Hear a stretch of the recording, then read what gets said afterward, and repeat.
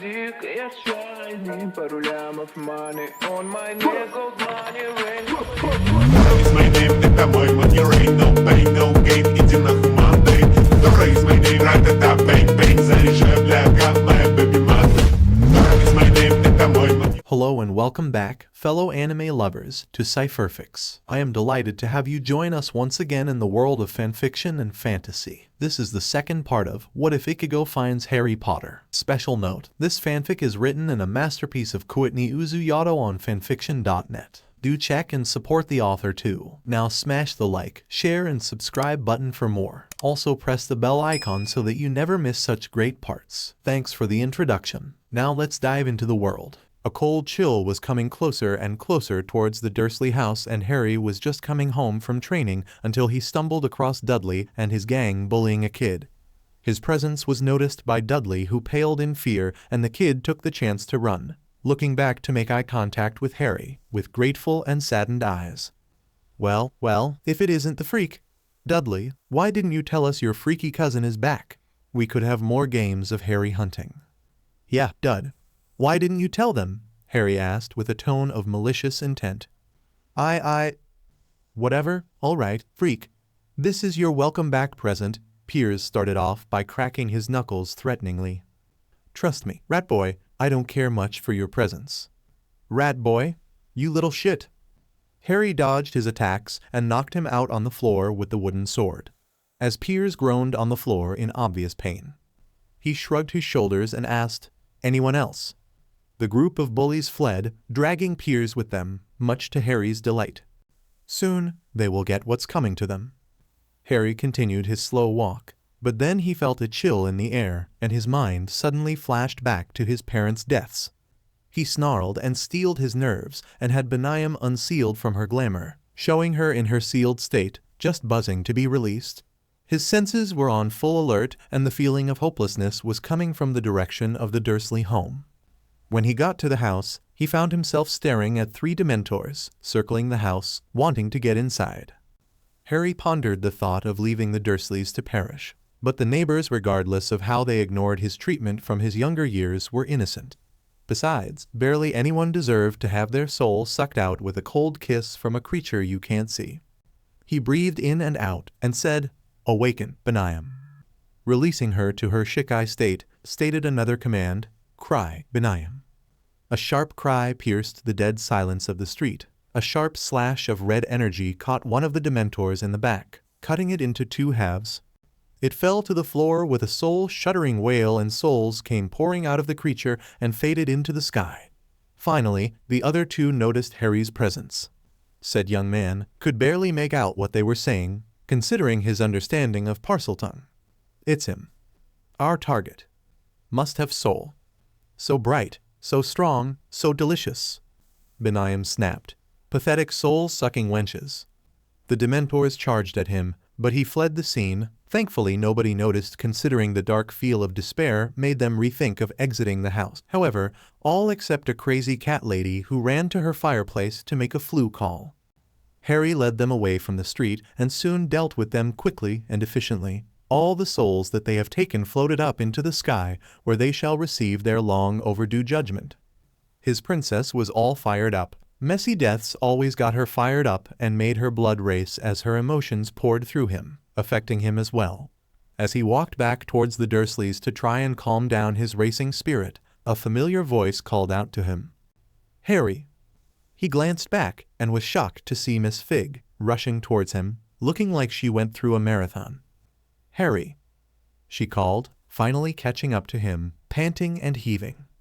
What is it? Harry replied. Where are the Dementors? She said, seriously, once she got her breathing under control. What? The Dementors? Yes, you had to use your wand, didn't you? Damn it, I am going put dung through hell for this. Wait, how do you know this? I'm a squib. Now let's get you back to your home. Harry kept quiet as thoughts ran through his mind as the pair walked in silence until she reached the front of the doorstep. Get up, you lazy bastard, Fig snarled, whacking the sleeping lump with her bag filled with cat food cans. Dung groaned in pain. Huh? Don't huh? Me? She hits him again with the bag. Oh, Merlin, woman, get off me. Thanks to you not doing your job. Harry was attacked by Dementors and he had to use his wand in order to protect himself. Oh, what do you have in that bag? He snapped, rubbing his sore head. Cat food, now get moving. He grumbled and port-keyed out, leaving Harry alone with Mrs. Fig. Harry walked inside and came face to face with a puce-looking Vernon. What the hell did you do to my son, you freak? He yelled out, spittle flying everywhere. Benaim snarled within their conjoined mindscape, wanting to awaken. Kill him, little one. Kill them all and then dance with me. Princess, I would love nothing more, but be patient, you will get the massacre you deserve. Well. Harry wiped the spittle off of his face and said, I have no idea what you mean. That tears it, I have had enough. Get all your things and leave. You are no longer welcome here, Petunia said. Oh, this house is no longer my home, yes?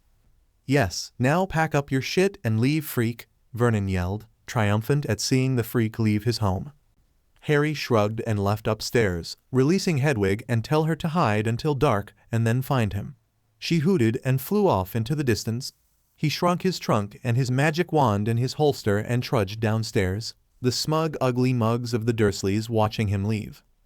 Hope you die, freak, Dudley said. Don't worry, Dudders. I will be at your funeral. Also, I renounce you all my family considering we have never been, so it's a moot point, so mote it be. A shudder ran through the house. Just remember, Petunia. You brought this on yourself. I wonder what your sister, my mom, will say to you when you finally meet her. Maybe you won't and will burn in hell as soon as you die. Doesn't really matter to me, though. Harry left soon after, leaving the family to think about his words. The puce face of Vernon grabbed her attention as she went to comfort him as Dudley went to watch television. Soon several witches and wizards arrived on the property to snap a wand, but will not like what they hear soon enough.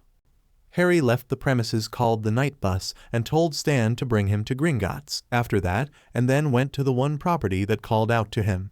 By his right as Lord Potter and heir Black, he has the rights of his all properties and who could enter them and who couldn't. Harry looked at the letter of all the things that were taken from him by Dumbledore and his ex-friends and even some of the Order. Well, they wouldn't find out about their lack of funds until later on. Also considering that Albus is now broke and his brother knows of his misdeeds. He separated himself from Albus and used the funds Harry gave him when the meeting between the two of them was finished. He flew to Potter Mansion, the home of James and Lily Potter, before they went into hiding. It was beautiful and welcoming as the house wards attached themselves to him, giving him a joyful buzz. Soon, 15 house elves arrived and said, "Welcome back, Lord Potter." Harry smiled and said, "We have work to do, dear elves." "Of course, sir." They popped away to do his bidding. Potter House elves always knew what the head of house wanted, and right now he wanted lunch while he waited for Hedwig. However, a hoot of an owl made him turn to face an owl that had a letter. He took the load off of the owl and it left. He opened it and found it was from the ministry. "Dear Mr. Potter, we have received intelligence that you performed the Patronus charm at 23 minutes past 9 this evening in a Muggle-inhabited area and in the presence of a Muggle. The severity of this breach of the decree for the reasonable restriction of underage sorcery has resulted in your expulsion from Hogwarts School of Witchcraft and Wizardry. Ministry representatives will be calling at your place of residence shortly to destroy your wand. As you have already received an official warning for a previous offense under Section 13 of the International Confederation of Warlocks Statute of Secrecy, we regret to inform you that your presence is required at a disciplinary hearing at the Ministry of Magic at 9 a.m. on the 12th of August. Hoping you are well. Yours sincerely, Mafalda Hopkirk. Improper use of Magic Office Ministry of Magic. I am going to make the trial a living hell. I wonder if Fudge will explode into fatty pieces if I piss him off long enough. It's worth a shot. And when am I getting my massacre? She pouted. How about when Death Eaters attack and we tear them limb from limb, leaving nothing but a pile of bloody corpses? A heavy shudder of pleasure ran down his spine as the sword at his side hummed in agreement. You need to warn me before you do that. What he heard on the other line was content purring. Sure, fine, why not? He walked inside and set the letter on the table where lunch was made. making sure to get to the ministry early to deal with Fudge. Hopefully sheeple syndrome and stupidity are not contagious. Ministry. Harry entered the ministry. His rings on his hands were shown as people stopped and stared at the boy they thought was lying. However, Harry didn't spare them a glance. He didn't care what they thought. They were practically sheep, going whichever way the shepherd leads them to go. He walked up to the counter and asked where his meeting was. The clerk was about to answer until a stern voice cut the stuttering girl off. "Mr. Potter." "Yes? Would you be Amelia Bones?" "That is correct. Why are you here?" "Apparently, I am here for underage magic, and I was to be meeting you in your office, and also I was expelled from Hogwarts," Harry stated. "Mr. Potter, the ministry overturned the expulsion, and they are convening to courtroom 10, where you will receive a trial. Did you not get the message?" An owl flew in and gave Harry a letter in which it showed the message Amelia just spoke of as he handed it to Amelia Bones, who now had an eye twitch at the idiocy of Fudge. "Just now, apparently. Only the first letter came to me yesterday. Apparently, Fudge wants me to look bad in order to make himself look better." Harry tesked. He was going to make Fudge burn in his vomit green suit. "So it would seem. Would you like to accompany me to the courtroom?" "I would be very grateful, Lady Bones." The pair walked inside, and the courtroom is full, and Fudge looked like he kissed Umbridge at seeing Harry standing well and tall. Not late so he could call a mistrial and crush Potter. "I see, you have arrived on time, Mr. Potter. We will deal with this miscarriage of justice quickly. The only miscarriage of justice here is you. Your vomit green suit and robes and the toad hanging off your shoulders," Harry thought, entering the court and Amelia going to her place. The trial for Harry James Potter for the use of underage magic is now in session. Percy Weatherby said, being a scribe for this trial. "Are you Harry James Potter?" "Yes." "Do you live at Pivot Drive, number 4 in Surrey?" "Used to, was kicked out." "Kicked out? Where do you live now?" "Family home." "Did you cast a patroness with your wand in front of a muggle?" "No." "And no? Of course, you did," Fudge snapped. "Tell me, Minister, why would I want to perform a patroness? The only reasons to a spell would be to send a message and the other to ward off Dementors, and please correct me if I am wrong, but shouldn't all Dementors be in Azkaban?" "Absolutely." "Then what is this trial for, Minister? Are you just wasting everyone's time with this farce?" "Farce? How dare you talk to the minister like that? Who the hell do you think you are?" a toad-faced woman said, in a sugary that made Harry fight down the will to sneer. Several wizards above didn't even try to hide their disgust for the Toad Witch, and all three sides of magic, light, dark, and gray, agree. "Who am I? My name is Harry James Potter Black, heir to the House of Black, lord to the House of Potter, heir of Gryffindor by bloodline, and the heir of Slytherin by conquest. So now that I have told you who I am, who the hell are you?" Harry said, putting on a cold sneer that made Snape seem like an amateur. Umbridge was cowed, and everyone in the courtroom was blown away. "Back up your claims, boy," a silky voice stated. "Boy, huh? Do the rings on my fingers help with matters?" Harry said, showing off the air rings. "I see." Fudge leaned over and whispered, "Is there any chance that they are fake, Amelia?" "Cornelius, if they were fake he would not be standing right now. All ancient houses have protections against slander and fake heirs." Fudge slouched and then cleared his throat. "All right, so you are heir Black, Lord Potter, heir of Gryffindor and Slytherin." "Yes, I am." "Now that is clear, can this trial be over?" "Apparently, Lord Potter, you are still accused of underage magic," the senior Malfoy said. "Shame on you, Lucy. As Lord Potter, I am considered an adult in the wizarding world. That the Tri-Wizarding Tournament ensured my status as an adult even though I was underage, and I still won the tournament," Harry stated, stunning the audience.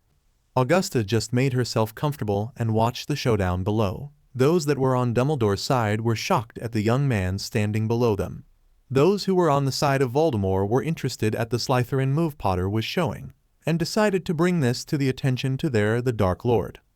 Fudge looked at the plans crumbling before him, and he snapped. "All right, I have enough." "Enough of what exactly?" "This farce. You are guilty." "Guilty of what?" of spreading rumors of you know who returning. Several mumbles of agreement and glares were thrown in Harry's direction. So, that is what this trial is about. That and smear campaign you have on Dumbledore and I. Tell me, Fudge, when did I say the Dark Lord has returned? Fudge. Huh? Several said. I never actually said, and pardon me that Voldemort has returned, considering my current bloodless state. It was a trap, Minister. What?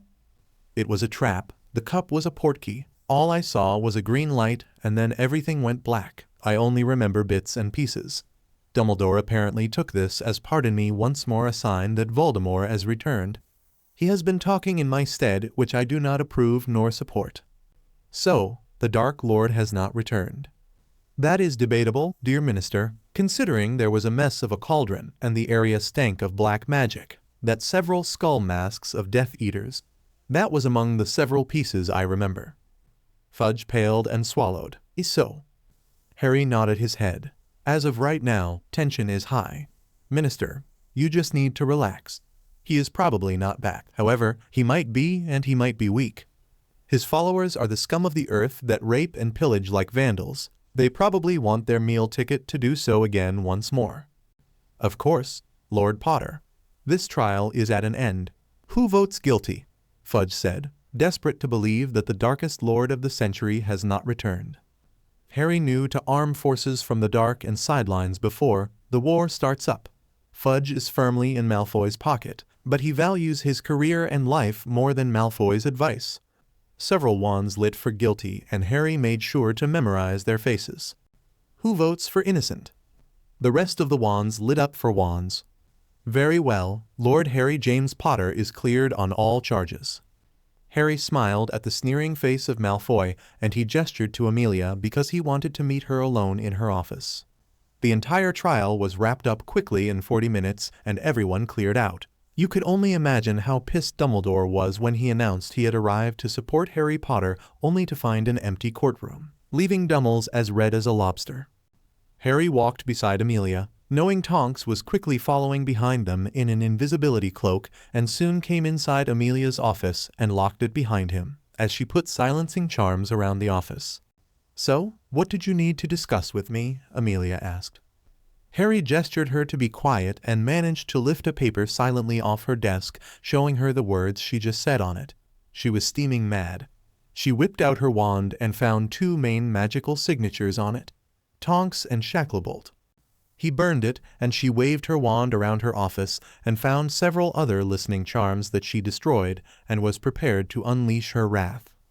Whoever said Hufflepuff was the house of leftovers and duffers were dead wrong, as Harry felt her magic roll off her body in waves before she got her anger under control. Let's start this again. What did you need to discuss with me? Harry walked out of the office with a smile as he felt Tonks following him once again.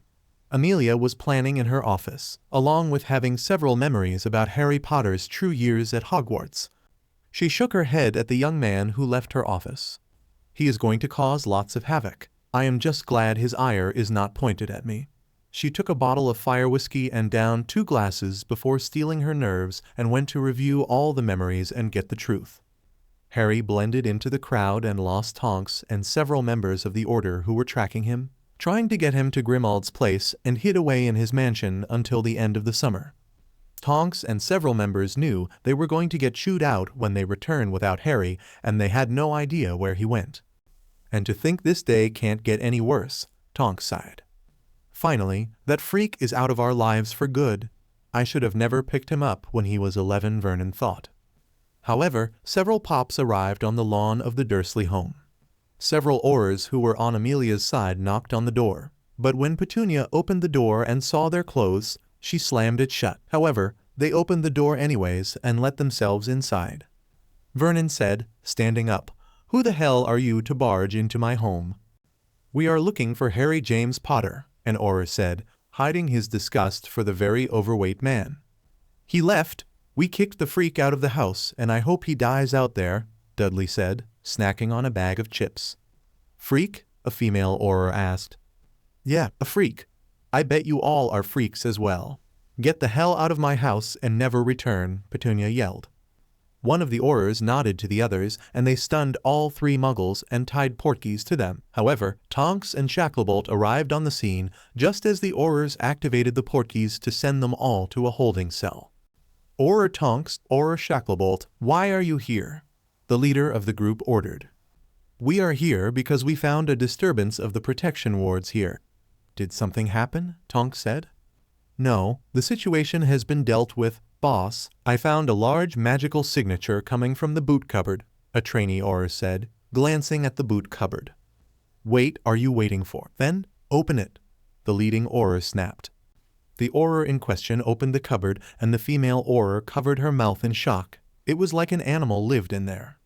There was a few tattered blankets, broken toys, a bucket in a corner, a heap of bloody bandages. But what enraged the Aurors in the room, and what made both Shacklebolt and Tonks pale, was a paper that the Auror beside the cupboard picked up. It read, Freak's room, but then it was scratched out to read Harry's room. Tonks knew she was going to get in trouble, but Shacklebolt stunned several Aurors, making them fall down. Shack! Tonks yelled out in shock. No questions, just do it, he snapped back. However, one of the Aurors had the wit to fake being stunned and caught them both unaware by stunning them in the back and slapping portkeys on them to place them in a holding cell. The Auror revived the rest of the group and they asked what was going on. The Auror in question told them that Shacklebolt and Tonks stunned them, but he faked being stunned so he could catch them and slapped portkeys on them, so they are now in holding cells. Good job, man. Thank you, sir. We need to record this information. Wasn't Dumbledore supposed to be Harry Potter's magical guardian? Yes, but as his guardian, wouldn't he would have known of this level of abuse? He would have to. He may be old, but he is not stupid. Maybe Dumbledore isn't so light as he claims. Apparently so, another Auror said.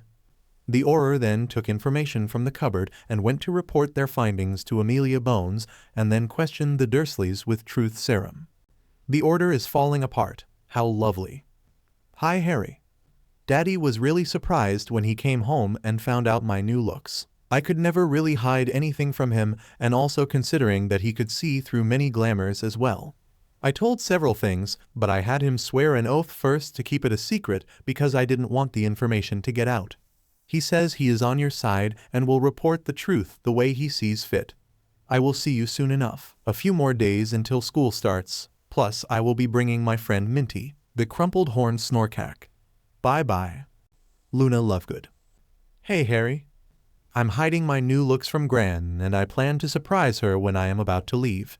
My companion is very interesting, and I will talk more about him later. I know this year will be do or die, considering your now rebellious and bloodthirsty personality. Also considering this a letter, you can't hurt me for call you out on it until you get on the train, so a point foamy. See you on the platform, Harry. Neville Longbottom. He's getting a prank for that, even though it's true. At Longbottom Manor, a certain spiky-haired boy sneezed and shuddered. I knew me calling him bloodthirsty would get me, but it's true. Luna's Mindscape. Luna woke up in a forest, covered in frost. Icicles were like tears falling to the snow-covered green grass. She found herself not in the gi proved for her, but barefoot in a lily-white gown that went down mid-thigh. She wasn't cold by any means as she walked through the scene. She walked up to one tree and an icicle fell down into her palm, thrusting her mind back to a specific scene where Chang and Edgecombe ransacked her trunk and she found several clothes missing and the picture of her late mother missing as well. She was all alone in the dorm, and it was one of the few times she couldn't hold back her tears. Then another scene when Harry stumbled upon her when she was alone in the hallway. He smiled and had several things in his hands. They were her missing clothes and her mother's picture. After that, they became friends, talking after hours. He was still under the influence of Dumbledore and his spies, but he could always remember Luna. She realized he was under the influence, but could only stand by him from the shadows and coax him to remember. The tear in Luna's hand melted, and the liquid fell on the frosty ground. A voice called out to her, making her walk towards the echoing voice. It was soft and fleeting, almost to the likeness of a fairy. She found it where the voice came from when she saw a beautiful woman that was sitting on a throne made of ice. Hello, Luna, she said, with a small smile. Her hair is white and long that ends at the small of her back, a blue kimono tied with a bow around her back with sandals. Her features were pale with blue eyes and pale pink lips. Luna walked towards her with caution until she was several footsteps away. No need to be shy. After all, I am a part of you. A part of me? Excuse me, but where are we exactly? This is your mindscape. After all, you made it. Most people do not recognize that they have one. You can think of it as your own happy place. I see. Then Luna's attention was captured by a shuffling in the bushes. She came over and saw a bunny, but instead of white fur, it had blue fur with purple spots and a crumpled horn on its forehead. How? Considering that it is a snorkack with a crumpled horn, then yes. The woman said, walking over and pet the little creature on the head. Who are you? My name is Sode no Shiryuki. It is a pleasure to meet you, little moon. Neville's mindscape. Neville landed with an oomph in an unknown location. Oh. Neville brushed himself off as he stood up, silently cursing Harry and promising to get him back. But he found himself in a weird place. Half of the place looked like a battlefield, clouds overhead looking like it was about to pour, and the wind was harsh and unforgiving. The ground was hard and unforgiving. However, the other side looks like an oasis with a lavish green forest, and plants of all types and different colors. He walked towards the oasis. The smell and sound of cut grass made him calm. He walked towards a particular flower that caught his attention. He reached out and brought out a memory of when Harry started to talk to him. Neville was alone in a greenhouse working on a plant, pruning it, and as it stood tall, he sighed as he found comfort in taking care of the plants in the greenhouse, and Professor Sprout loved his work for it. Harry walked in, but Neville didn't notice him until he said, wow, startling him that he fell on his butt. I'm sorry, Neville. Are you okay? I didn't mean to startle you, Harry said, reaching a hand out to get him off the floor, which he took. I'm fine. Harry, why are you here? I mean, not that I mind you are here. It's fine, Neville. I was just wandering the castle to get away from everyone else who thinks I cheated or entered for fame and fortune, Harry said, rubbing his messy hair. I know my word doesn't mean much, but I don't think you entered the tournament. Harry smiled back at him and said, I know I haven't gotten to know you all and my invitation is a bit late, but can we please be friends? I will be your friend, Harry. They shook hands and then talked about several things. Neville found a new friend to talk about plants with and found out that Harry knew a lot of things about Muggle gardening. Harry found out that Neville was actually a really nice person to converse with when he wasn't stuttering or nervous. He found out that he was being compared his father a lot and it hurt him, but Harry waved him off saying that he was fine the way he was. Whether he was like his father or not, hell, he had his father's looks, but he felt he was more close to his mother mentally. Neville shook off the remains of the memory, realized the flower he held in his hands was now closed. Are these your memories? Yes, they are, a deeper voice rang out. Neville turned around to face another him. No, it wasn't him, but he was taller and more confident. His hair wasn't golden brown, but brown bordering on black, and it was spiky as it laid on his head. He was buff, but lean, and he had a large smirk. He wore a torn muscle shirt that had the message, "Don't FCK with me," black pants that were ripped at the edges with a choker on his neck and to armbands of his biceps. One eye was blue and the other was red. He looked the extreme opposite from himself. I know, right? He smirked, showing his sharp teeth. Who are you? My name is K-Shiny. We are going to have lots of fun. Oh shit. Voldemort sat on his throne made up of Muggle skulls and bones, his snake-like appearance no longer there. He got navy-black locks that curled at his shoulder, reddish hazel-brown eyes, sharp and piercing, and his pale skin still apparent. The blood of his inner circle ran through his veins as Potter's blood was purged from his body, and it evaporated as soon it was removed from the tainted flesh of Voldemort. He had a shark-like smirk on his face and celebrated his new looks by tormenting a Muggle village and left satiated. He pondered the thought of sending the carnage to Potter, but the malice-filled eyes of the creature from the last time stabbed into his mind made him trash the idea real quick. He would leave the boy alone for now until he would finally break him and leave his corpse to destroy the light. Wonder how he will react to Harry's status of lordship. Let's start this again. What did you need to discuss with me?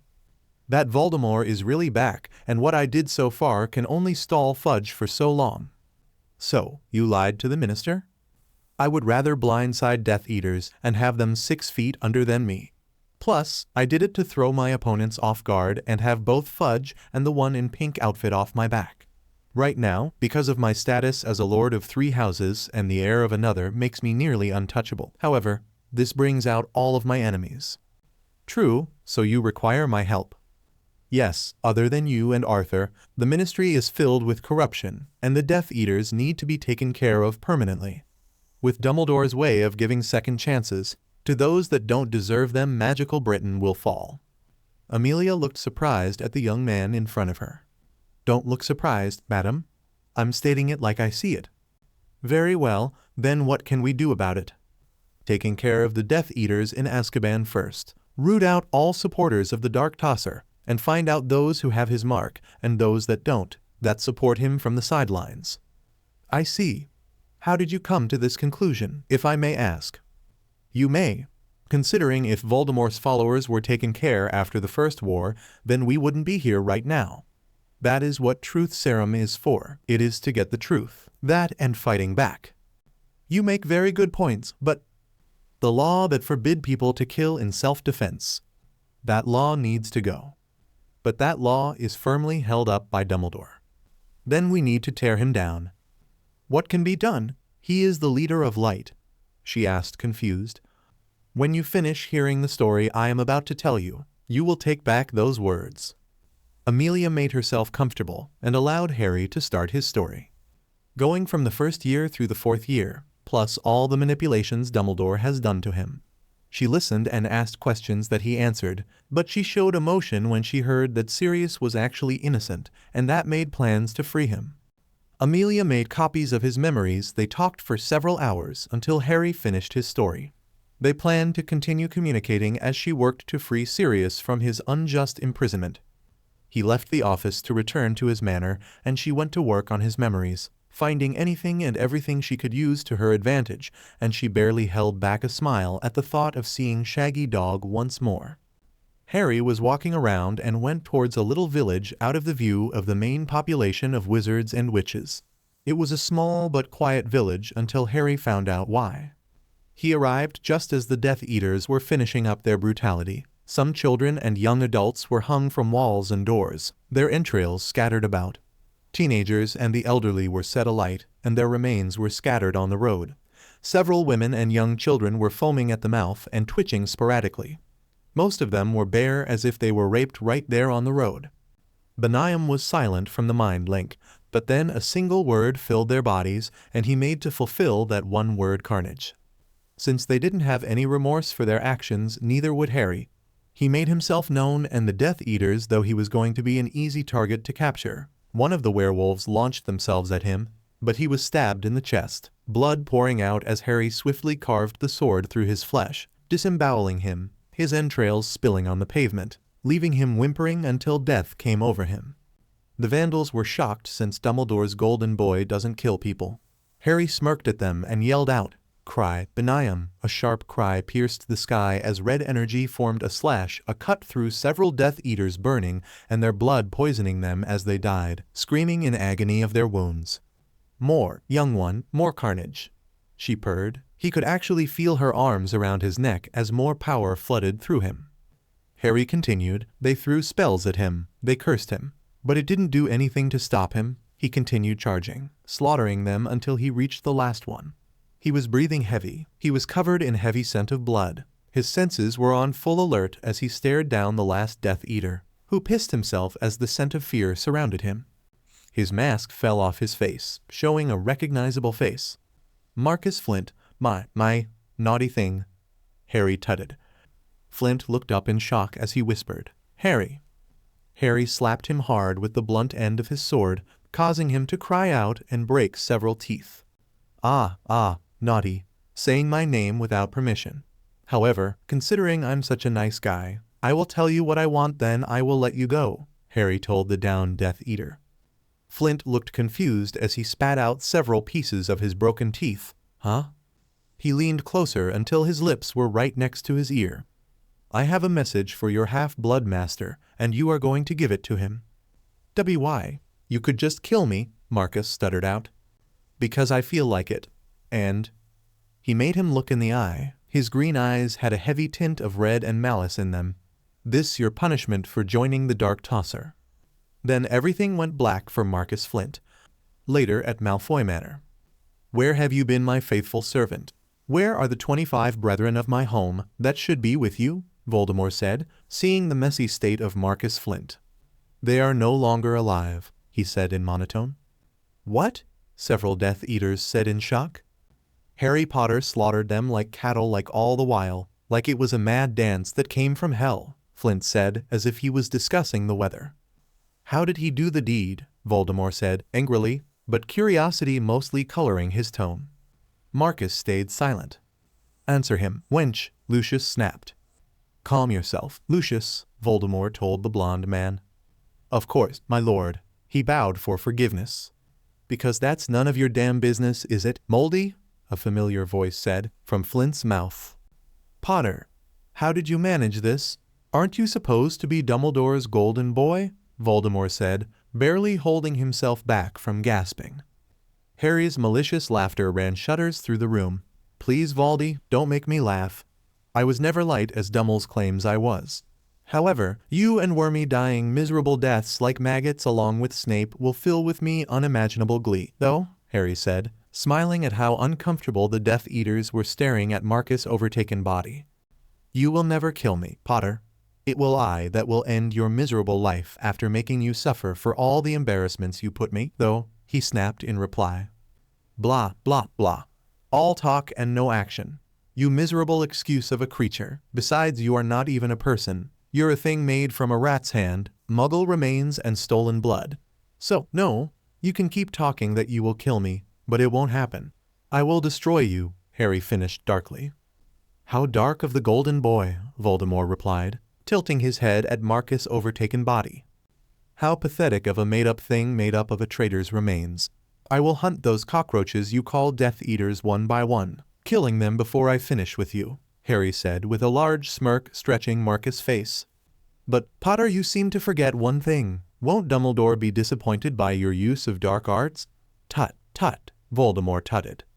Shame on you, Voldy, for your pathetic lack of knowledge. This is not dark arts, it's a skill for people like me, not scum like you. There is a saying called, tying up loose ends. I will see you soon enough, and I will make your death permanent this time. Bye-bye. He waved his fingers before the body of Flint fell to the floor.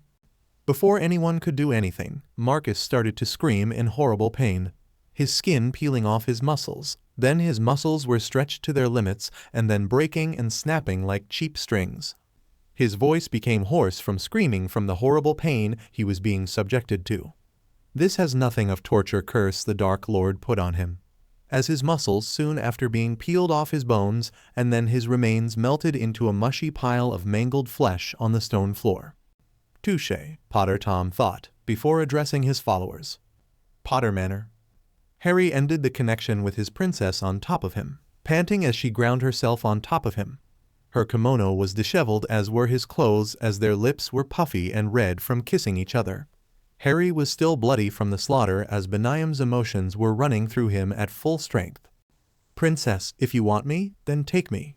I want it, I want you, and I want to break this very bed with you. That was all Benyam needed, and she tore off her kimono, and he ripped off his clothes, and he took to flipping them over to where he was on top. His lips trailed from hers down to her neck and down to her melons, sucking on one and then tweaking her other one with his hand as she let his hand roam her body. He trailed his hand down her body, squeezing her thigh and then her ass after he finished sucking on melons. He couldn't help himself from going to her moist core. He flicked his tongue over her lower lips, making her thrust her hips. Naughty princess, he thought to her as she played with her melons while watching him taste her core.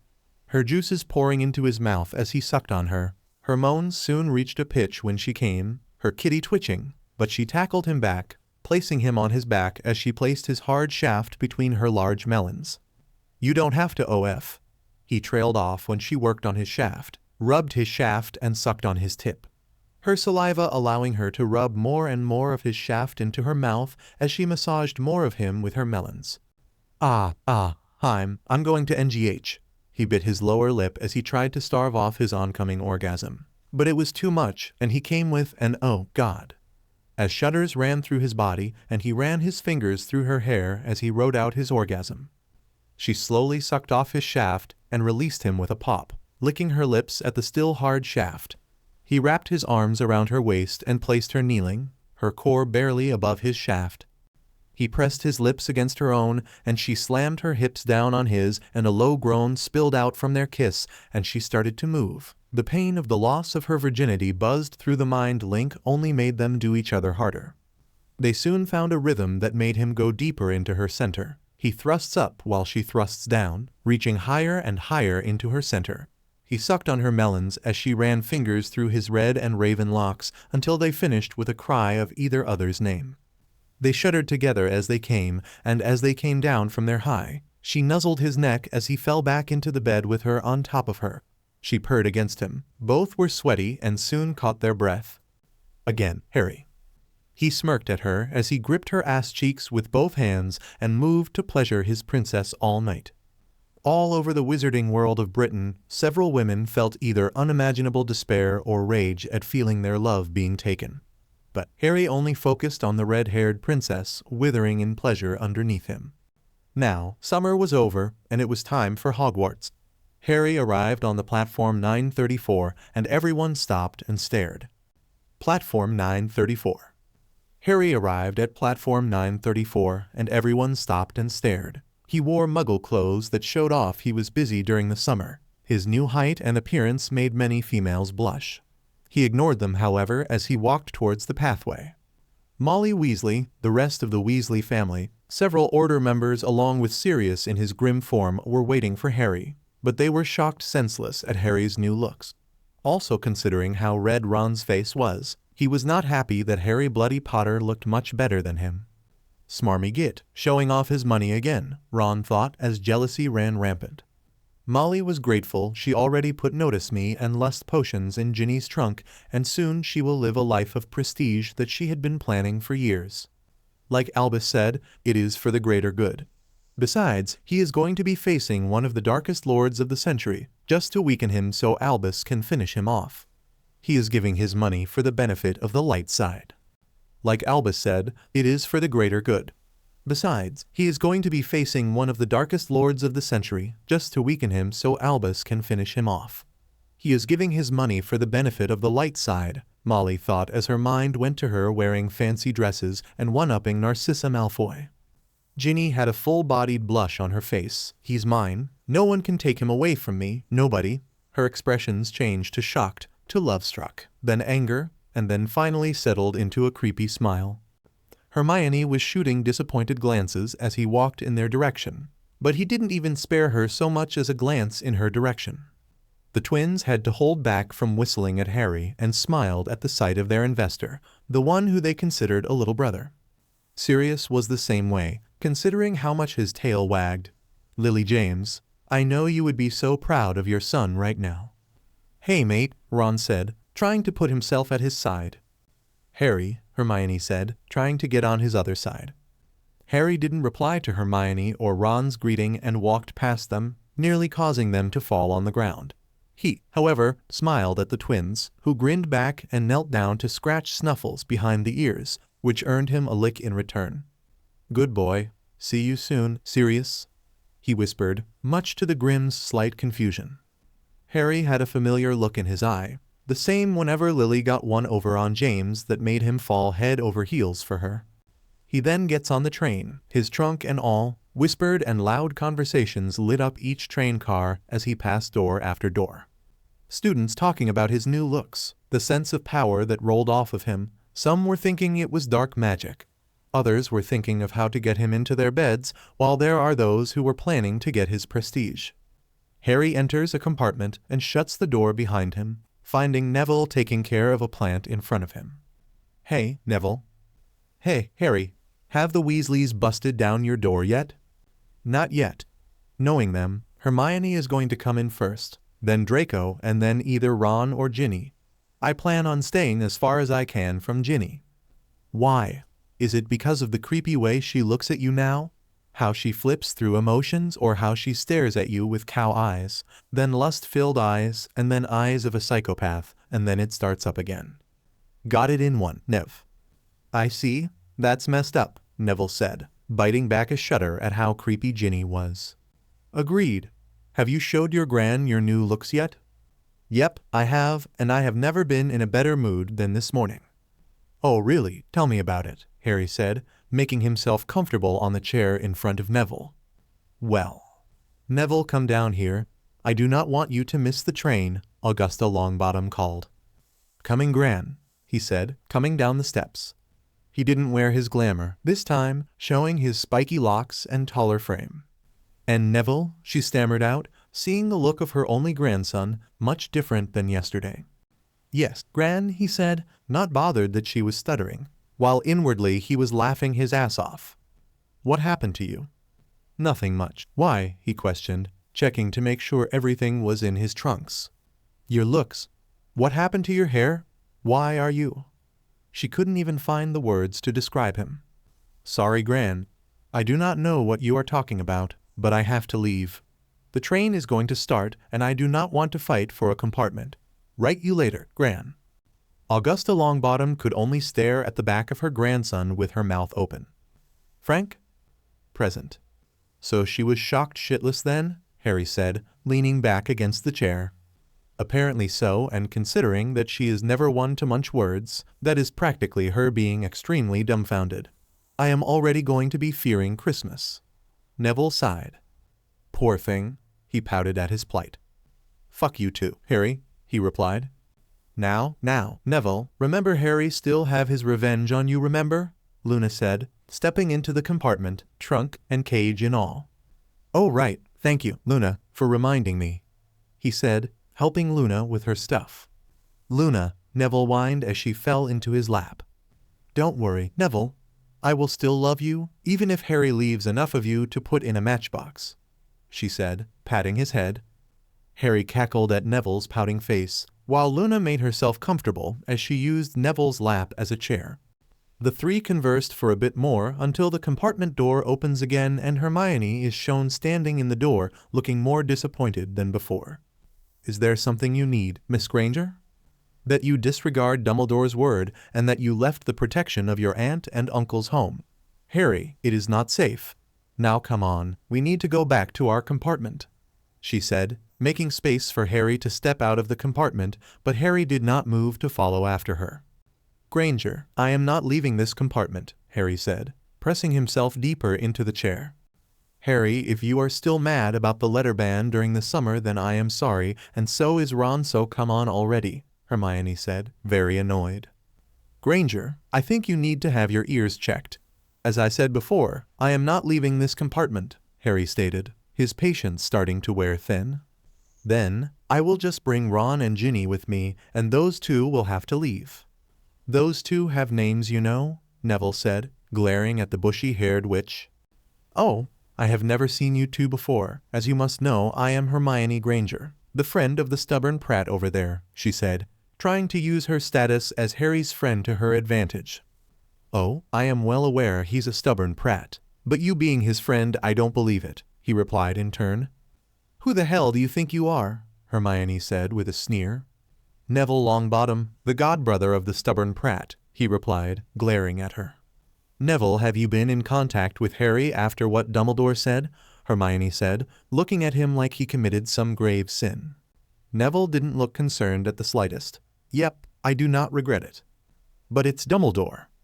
Who is the headmaster of Hogwarts? Not our live, Hermione. I will not isolate my friend who I knew was in deep shit after last year, so don't you dare blame me for actually trying to be a friend. Neville interrupted. How dare you, Neville? Why I ought to. Ought to what exactly? Luna said, finally cutting into the conversation. Oh, and who would you be? Don't you consider it a bit rude be in your position? Hermione sneered at the blonde girl sitting on Neville's lap. Don't you think you are a bit rude to barge into another's compartment and berate your friend in front of other people? Who are you to tell me such things? My name is Luna Lovegood, and I would like it if you would please leave, she said, trying to get Granger to leave peacefully.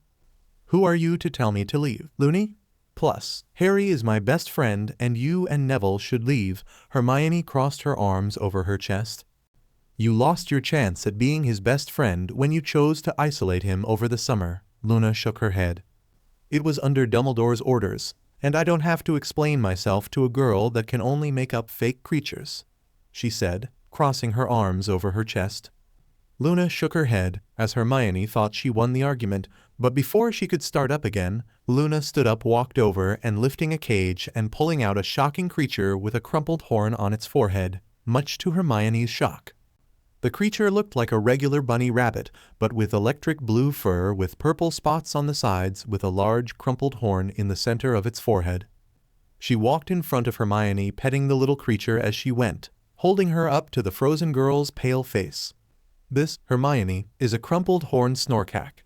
It is not written in books, considering it has just been discovered, as people usually do not believe until they see right in front of their own eyes. Not everything is written in books, Hermione, so you should never reject the impossible unless it has been proven with facts. Hermione couldn't say anything as her eyes were solely focused on the creature that shattered her worldview.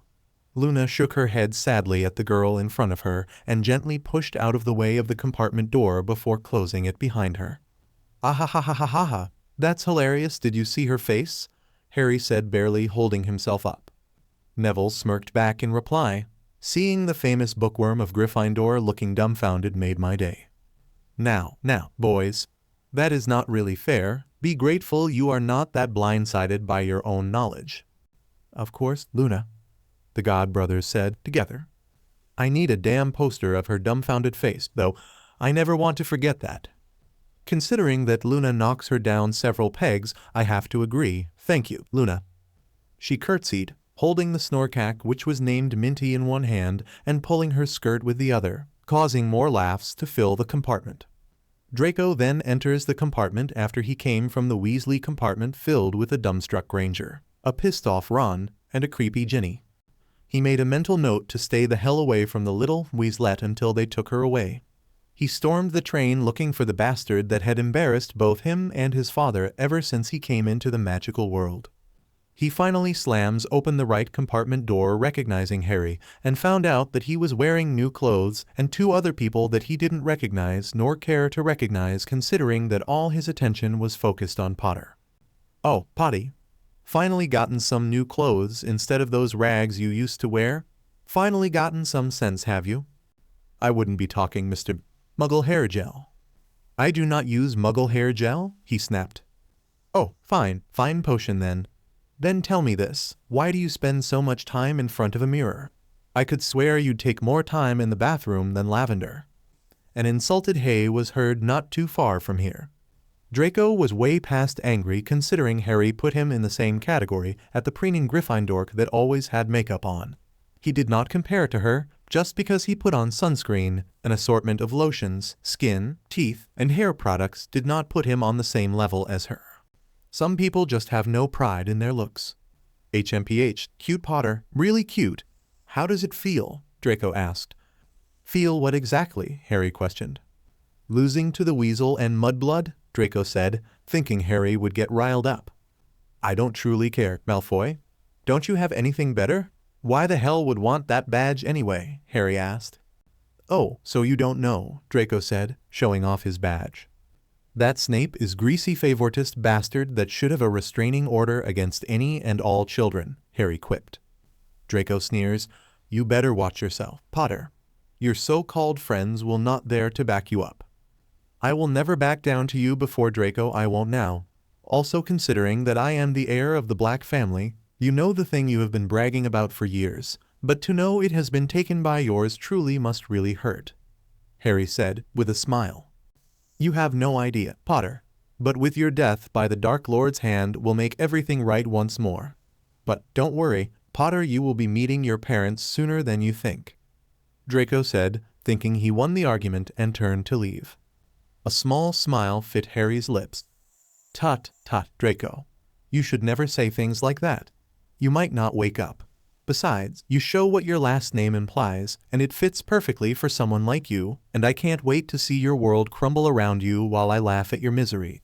Now, leave, little ferret, before you annoy me enough that I just barely leave enough of you to put in a matchbox to give to your mother," Harry said, in a dark, menacing tone that didn't match the smile on his face.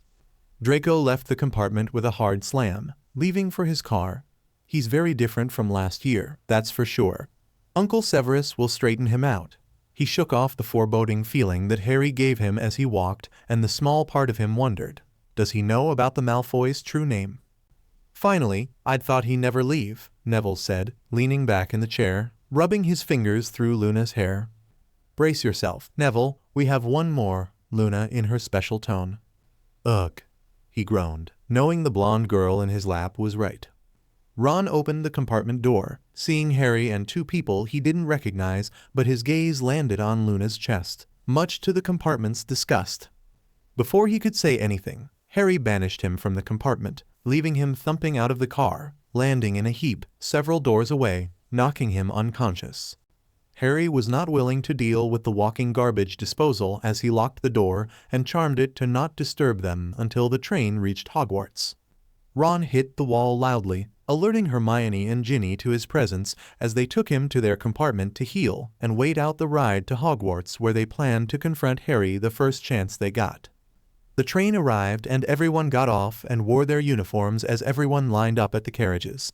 Luna and Neville stepped up into the carriage first as Hermione, Ron, and Ginny was rushing to get into Harry's carriage, and he flashed them a smile before slamming the door shut. He could actually feel their frustration as they sneered at the closed carriage door before finding an empty one, Ron shoving first years out of his way. Harry smirked at their frowning faces and relaxed inside the carriage.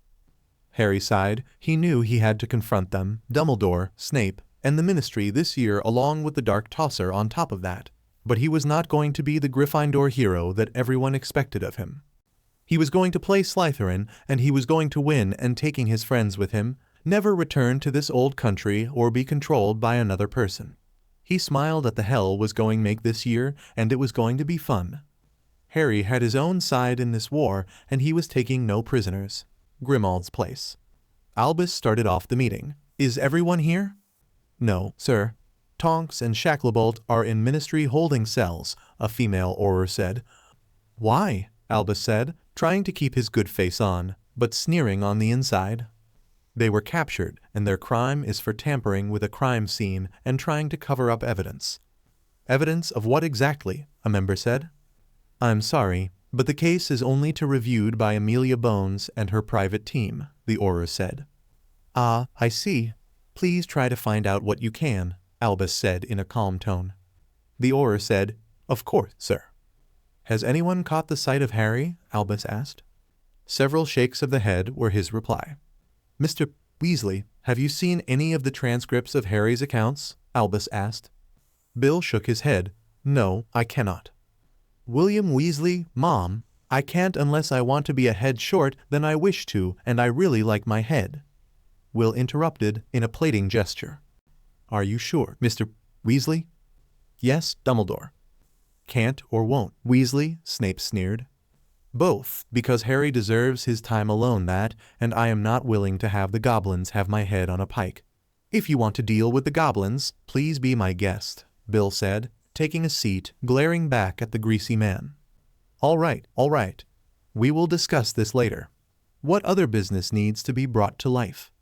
"The paper, for one," an unnamed Order member said, tossing down the Daily Prophet, which said, "Harry Potter, Lord of Potter, Gryffindor, and Slytherin, and the heir to the ancient House of Black. Why can't people follow my plan for the greater good? Damn that boy," he inwardly snarled. "Serious, is Harry really the heir of the House of Black?" Arthur asked, reading the newspaper. "Of course, he's my godson.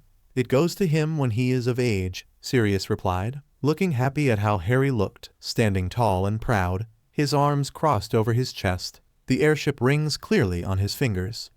"But isn't Malfoy's son closer to heirship?" a member asked in confusion. "No, Harry has black blood in him from his grandmother on his father's side. Plus, I wouldn't put that power in Malfoy's hands if I couldn't help it," Sirius shrugged. Doesn't Harry need to be married to his own heir for each house? Another said, scratching his head. I can help with that, Sirius, Dumbledore said, about to state the marriage contract. No can do, Albus. James and Lily never wanted a contract for Harry with the possibility he wouldn't be happy, and neither would I. Any marriage contract is null and void when it comes to Harry. Anyone that was made a contract, Harry would have to accept the contract in person willingly, and showing why Harry is Lily's son. He marries for love, not for connection or business. I see. Damn mangy mutt. Damn it, James. Lily, why did you do that? Harry needs to be married into the Weasleys for the greater good. Why? Oh, why can't people focus on my plan for the greater good? Dumbledore screamed inwardly. Molly was exploding on the inside. Ginny needs to marry Harry. The plan will just have him notice her and then get into a relationship, have his feelings for her grow, and then have him accept the contract. Too bad she doesn't know that Harry point blank refused to have any sort of relationship with Ginny romantically, considering his trip to the bank, and he never would. Wonder how that will come into play later on. How did he become Lord Potter, though? He is too young. Wouldn't the Tri-Wizarding tournament nullify that, considering he was entered illegally and that he became an adult in magic's eyes? An Auror said, staring at Dumbledore. Damn it, that's true. Having that tournament is starting to look really bad now that I think back on it. No matter, what's done is done. It will all end with the Potter line dead and myself having eternal fame and glory. As Dumbledore nodded and replied to everything else that was present in the meeting. After seeing Harry off at the platform, Sirius returns back to Grimmaild's place where he orders Creature, the foul elf, not to bother him until he orders it. As foul, blood traitor master wishes, he popped away into his hole in the wall. Soon after he was alone, thinking about his pup, nursing a glass of fire whiskey, but before he could go deeper into his thoughts, the flue rang. He slowly went towards it and answered the call, and he heard a voice that he hadn't heard in several years. Sirius. Amelia? Yes, it's me. Can I please come in? You are innocent, Sirius. I know that now. Huh? Don't haunt me. If you want to know how I know, then ask your godson. He is the one who told me of your innocence. Sirius suddenly flashed back to the look in Harry's eyes before he boarded the train. That's what he meant, Sirius thought. Give me a minute. This place is still a shithole like before. Present. The students entered the castle after exited the carriages, and those who were first years pointed and stared at the young man in new clothes as the hall was filled with those staring, talking and whispering about Harry. Luna split from Harry and Neville and sat at her usual place alone on the Raven table. Several ravens tried to greet her or get close to her, seeing that she was close to Harry, but an icy glare from the normally dreamy girl made them leave her alone for now. Harry sat with Neville at his side, and many girls tried to capture his attention, but he ignored them. Cho caught his eyes and tried to smile, but Harry gave a harsh glare in return which sent her into tears, looking down at the table. He was not willing to deal with the slighted girlfriend of the man who he considered like a role model and even a sibling, who only wanted his shoulder to cry on and get information from. He was not dealing with that. Why did I have a crush on her last year? She was too high maintenance, jealous, and she was a bully to Luna, to who he considered a little sister. Chang was an all-around bitch, and he was going to tear strips from the Raven house before anything happened to Luna. He swore, causing several ravens to shudder and look around as if feeling someone walking on their graves. He glanced at the head table and saw Dumbledore giving him the full disappointed grandfather look. But Harry didn't give a shit. Snape was still a greasy git, who sneered at him. Also, when he looked him in the eye, trying to enter his mind, and he slammed back into his chair, looking much paler and greasier than before. Nice try, Snape. If Tommy Boy was scared of my princess, you haven't had a chance in hell. He barely suppressed a snort from the renewed look of rage and slight embarrassment on Snape's face directed at him. To last and certainly least, he recognized those ugly pink clothes from his trial. It was Umbridge, and when she looked at him, but he didn't budge an inch from those beady eyes of hers until she looked away, defeated. Soon the sorting was done and Dumbledore stood up and started his regular speech. The very best of evenings to you. Now to our new students, welcome. To our old students, welcome back. Another year full of magical education awaits you, however. Before Dumbledore could continue his yearly speech, a girly hem interrupted him. Dumbledore looked back at the woman in pink who moved to stand and said to the crowd, "I'm happy to see so many faces smiling up at me." She smiled, pronouncing her pudgy cheeks. "I know you can see, Toady, nobody is smiling," Harry murmured, much to Neville's agreement. She then started a droning speech, talking about the ministry and how she was going to set things right, dragging on the first day a lot longer than it needed. However, just when one of the first years were about to fall asleep on the table, a snowball out of nowhere hit Umbridge in the chest. Luna, Neville, and Harry thought together.